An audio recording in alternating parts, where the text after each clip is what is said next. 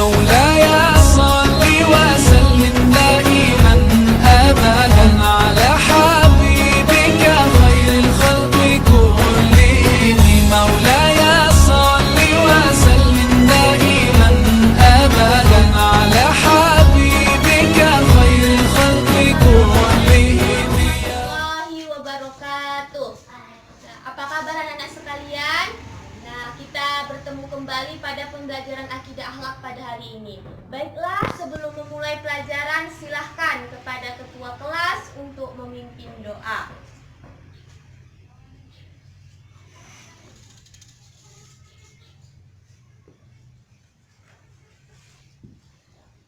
Alhamdulillahirabbil alamin wa bihi nasta'inu ala umurid dunya waddin wassalatu wassalamu ala sayyidina wa maulana wa ala alihi wa ashabihi ajma'in. Baiklah anak-anak sekalian, pada minggu sebelumnya kita membahas tentang akhlak tercela, yaitu perbuatan ria, di mana perbuatan ria itu harus dijauhi, harus dihindari dari kehidupan kita. Pada kesempatan kali ini kita akan membahas bab tentang adab membaca Al-Quran dan adab berdoa. Baiklah, yang pertama kita masuki pada pembahasan adab membaca Al-Quran. Kita semua di sini pasti pernah membaca Al-Quran, benar atau tidak? Kenapa? Karena kan kitab Al-Quran itu merupakan kitab suci umat muslim, pedoman hidup umat muslim, seperti itu kan? Kitab Al-Quran menurut definisi Hudalibek adalah firman Allah Subhanahu wa Ta'ala yang diturunkan kepada Nabi Muhammad SAW dalam bahasa Arab secara mutawatir, dimulai dari surah Al-Fatihah dan diakhiri dengan surah An-Nas, serta bernilai pahala bagi yang membacanya, seperti itu.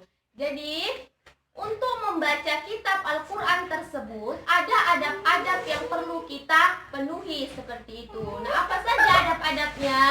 Yang pertama, adab dari membaca Al-Quran itu adalah dalam keadaan suci dan duduk dengan tenang. Jadi anak-anak, ketika kita hendak membaca Al-Quran, maka ambil dulu air wuduknya. Setelah itu duduk dengan tenang, maka dianjurkanlah duduk dengan menghadap ke arah kiblat, seperti itu. Yang kedua, membaca dengan khusyuk, seperti itu.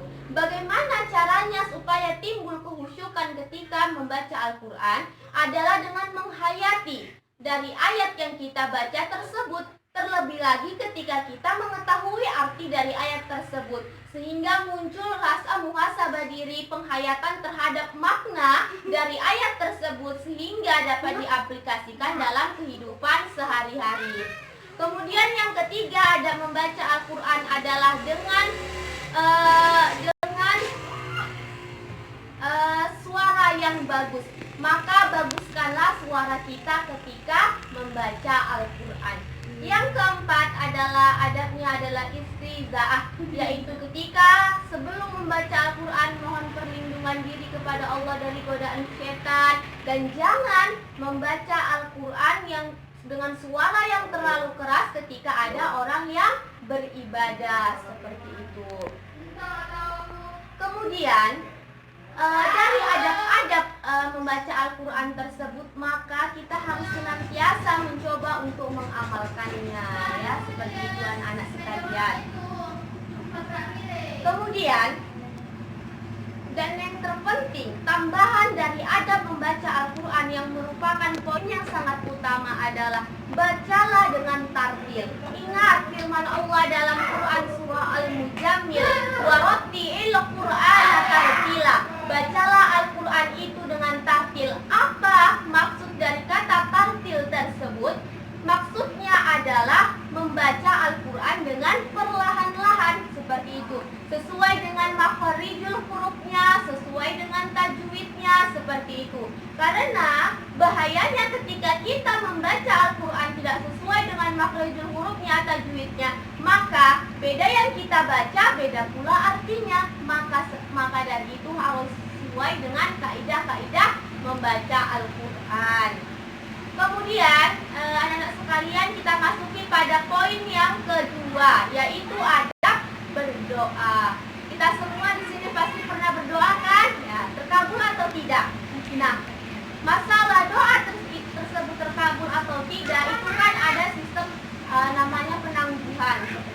Seperti itu. Ada yang Allah kabulkan dan itu semua tetap berada dalam konsep takdir Allah, qada dan qadarnya Allah. Hanya saja kita wajib untuk senantiasa berdoa kepada Allah seperti itu. Dan ketika berdoa ada poin-poin yang sangat urgen yang harus kita patuhi sehingga menambah nilai plus, sehingga dapat menjadi poin tambahan agar doa kita diijabah oleh Allah. Apa saja adab-adab dalam berdoa tersebut? Yang pertama, dengan menghadirkan hati. Ketika kita berdoa maka hendaklah dengan ikhlas, seperti itu, senantiasa karena Allah Ta'ala dan setulus hati, dengan sepenuh hati. Ketika itulah kita berdoa seperti itu. Jadi jangan doa itu dalam keadaan terpaksa ataupun lain sebagainya. Yang kedua, ketika berdoa maka haluskanlah suara kita sebagai bentuk penghambaan kita, pengharapan kita kepada Allah Subhanahu wa Ta'ala. Yang ketiga, mulailah berdoa dengan istighfar, memohon ampun kepada Allah. Maka ada sebagian yang berpendapat anak-anak bahwasanya ketika berdoa itu dengan zikir-zikir terlebih dahulu, dengan istighfar terlebih dahulu. Jadi setelah kita memohon ampun, setelah kita memuji-muji Allah, maka baru itu kita berdoa, sehingga ada nilai tambahan, nilai plus dalam doa kita tersebut. Kemudian yang terakhir, berdoalah dengan penuh harap dan rasa takut kepada Allah. Kita berharap, harus yakin bahwasanya doa tersebut akan diijabah oleh Allah Subhanahu wa Ta'ala. Jadi itulah tentang materi adab membaca Al-Quran dan berdoa. Kita harus senantiasa mengamalkannya sedikit demi sedikit, perlahan demi perlahan, dengan perlahan-lahan ya, sehingga terbiasa untuk mengamalkan akhlak membaca Al-Quran dan akhlak dari berdoa tersebut. Baiklah, langsung saja kita masuki kepada pembagian kelompok. Ketua kelas silahkan dibagi kelompoknya menjadi 4 kelompok dan duduk sesuai dengan kelompoknya masing-masing. Baiklah anak-anak sekalian, bisa kita lihat fokus di atas sini. Nah, di sini merupakan video tentang adab membaca Al-Quran dan adab berdoa seperti itu. Nah, setelah nanti kita lihat, silahkan diskusikan dengan kawan kelompoknya. Yang pertama, informasi apa saja yang Anda dapat dari video tersebut.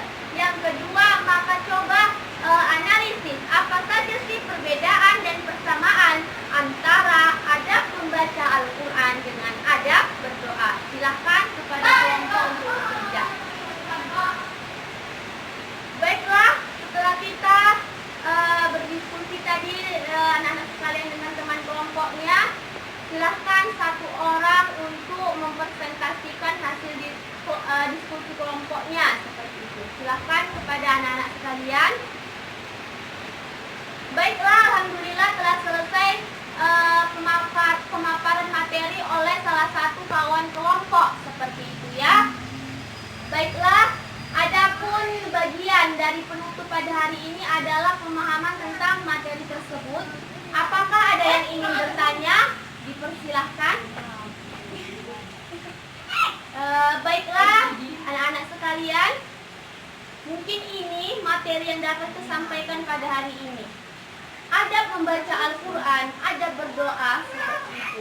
Penilaiannya itu tidak hanya bersifat materi, pemahaman yang bersifat kognitif, akan tetapi juga bersifat pengetahuan atau praktek. Maka dari itu anak-anak sekalian harus senantiasa mengaplikasikannya dalam kehidupan sehari-hari. Mengaplikasikan adab berdoa, mengaplikasikan adab dari membaca Al-Quran. Sekian pertemuan kita pada hari ini. Semoga senantiasa berada dalam bimbingan Allah. Assalamualaikum warahmatullahi wabarakatuh.